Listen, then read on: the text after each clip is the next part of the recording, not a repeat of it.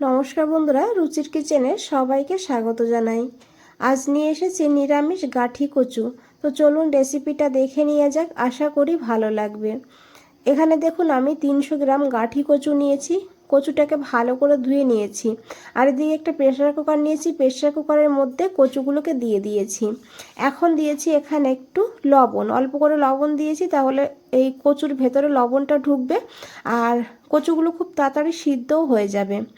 আর তার সঙ্গে এখানে দিয়েছি একটু জল, খুব বেশি জল দিতে হবে না, মানে কচুর উপরে জলটা থাকবে সেইভাবে এখানে জলটা দিয়ে দেবেন।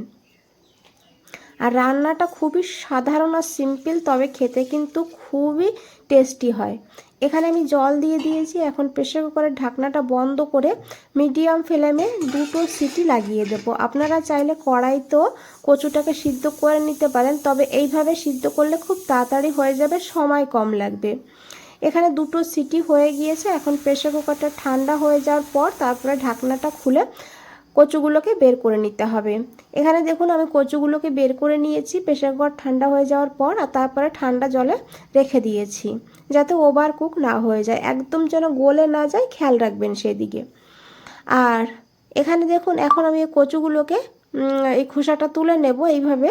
তো যেহেতু মোটামুটি সিদ্ধ হয়েছে, একদম গলে যায়নি, তো এইভাবে হাত দিয়ে কিন্তু টান দিলে খোসাটা খুব তাড়াতাড়ি উঠে যাবে, দেখুন এইভাবে। তো সব খোসাগুলোই আমি তুলে নিয়েছি। আর এখন কচুগুলোকে আমি এইভাবে একটু কেটে নেব, যেহেতু একটু লম্বা কচু, মানে একটু বড়, সেই কারণে এইভাবে কেটে নিয়েছি। ছোট হলে আর কাটার দরকার নেই। তো এইভাবে আমি কচুটাকে কেটে নিলাম। এখন এই কচুটাকে সাইডে রেখে দিয়ে এদিকে দেখুন একটা মশলা বানাবো। তার জন্য একটা বাটির মধ্যে নিয়েছি আদা কাঁচা লঙ্কা বাটা। এখানে 1/2 ইঞ্চি আদা, 2টো কাঁচা লঙ্কাকে একটু জল দিয়ে বেটে নিয়েছি। দিয়েছি এখানে পরিমাণ মতন লবণ, এই রেসিপিতে যতটা লবণের প্রয়োজন আমি দিয়ে দিয়েছি। আর এরই সঙ্গে দিয়েছি এখানে লঙ্কার গুঁড়ো 1/2 চামচ। আপনারা চাইলে শুধু কাঁচা লঙ্কা দিয়েও রান্না করতে পারেন, না হলে শুধু ঝাল লঙ্কা মানে লাল লঙ্কা দিয়েও রান্না করতে পারেন। আমি কিন্তু কাঁচা লঙ্কাও নিয়েছি, আবার লঙ্কার গুঁড়োও নিয়েছি, তবে ঝালের পরিমাণ আপনারা আপনাদের প্রয়োজন মতন নেবেন। 1/2 চামচ হলুদের গুঁড়ো দিয়েছি। আর দিয়েছি এখানে অল্প করে একটু জিরের গুঁড়ো আর অল্প করে একটু ধনিয়ার গুঁড়ো, দেখুন খুবই অল্প দিয়েছি। তার সঙ্গে দিয়েছি এখানে একটু কাশ্মীরি লঙ্কার গুঁড়ো কালারের জন্য, এটা কালার ভালো হবে, ঝাল হবে না। তা আপনারা দিতে না চাইলে নাও দিতে পারেন। একটুখানি জল দিয়েছি, জলটাকে দিয়ে মশলাটাকে ভালো করে এইভাবে মিশিয়ে নিতে হবে। এইভাবে মশলাটাকে মিশিয়ে রেখে দিলে একদম বাটা মশলার স্বাদ পাবেন। এদিকে দেখুন বন্ধুরা, একটা কড়াইতে দিয়েছি 1 চামচ সাদা তেল। আমি রান্নাটা সাদা তেলে করেছি, তবে সর্ষের তেলেও করা যাবে। তেলটাকে খুব ভালো করে গরম করে নিতে হবে। তারপরে এখানে দিয়ে দিতে হবে সেই কেটে রাখা কচুগুলো।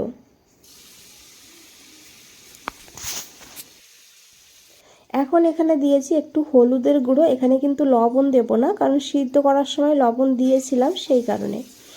এখন ভালো করে মিশিয়ে নেব আর 2 মিনিট কচুটাকে এইভাবে ভেজে নেব।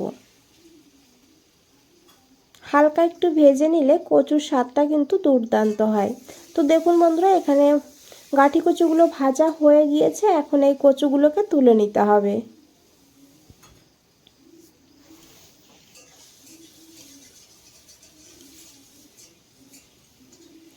আর এই কড়াইতে আমি আরও 2 চামচ তেল দিয়েছি। তেলটাকে খুব ভালো করে গরম করে নিতে হবে। তারপরে এখানে দিতে হবে একটা শুকনো লঙ্কা, আর তার সঙ্গে এখানে দিয়েছি 1/2 চামচ গোটা জিরে, আর সামান্য একটু দিয়েছি জোয়ান।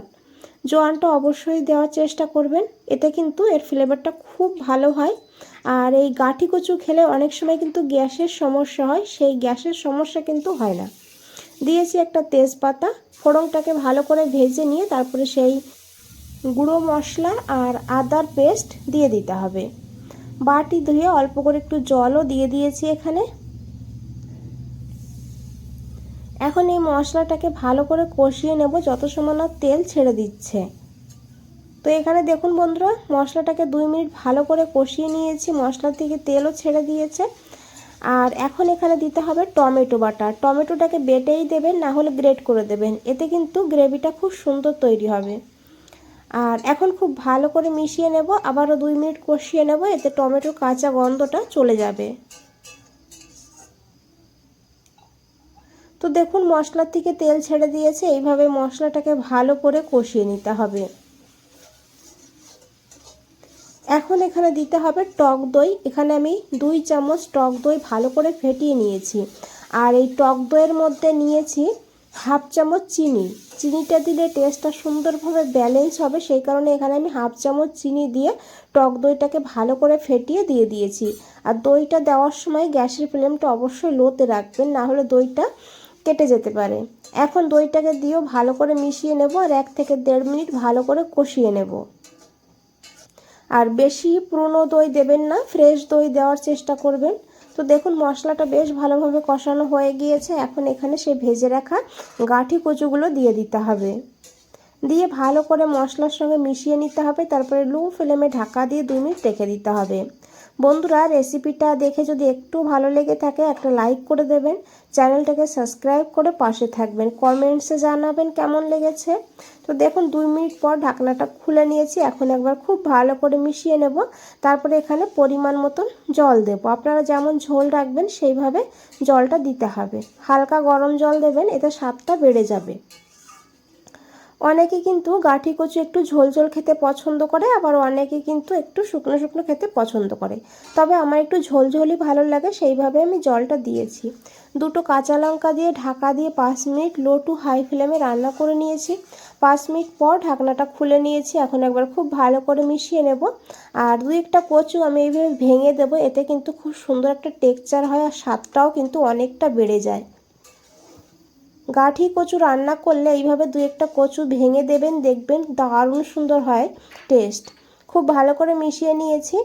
আর এখন একটু গরম মশলার গুঁড়ো দেবো, তারপরে গ্যাসটা বন্ধ করে দেব। বন্ধুরা আশা করি দেখে বুঝতে পেরেছেন কতটা লোভনীয় লাগছে, খেতেও কিন্তু দুর্দান্ত হয়, একবার হলেও বানিয়ে দেখুন। আজ তাহলে এই পর্যন্তই, ফিরে আসছি নতুন কোনো রেসিপি নিয়ে। ভালো থাকবেন, সুস্থ থাকবেন, সবাইকে অনেক অনেক ধন্যবাদ এত সময় ধৈর্য